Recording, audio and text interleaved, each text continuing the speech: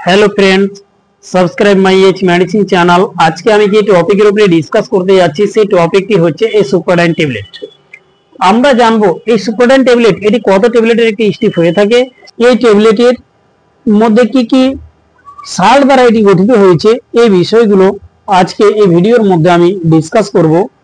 তাই আসুন আমরা সর্বপ্রথমে জানবো এই সুপারডাইন ট্যাবলেট এটি 15 ট্যাবলেটের একটি স্ট্রিপ হয়ে থাকে। তারপরে আমরা জেনে নিব এই মেডিসিন এর মধ্যে যে কম্পোজিশন রয়েছে সেটি হচ্ছে মাল্টিভিটামিন এবং মাল্টি মিনারেল, এটি নিয়ে গঠিত হয়েছে এই সুপারডাইন ট্যাবলেট।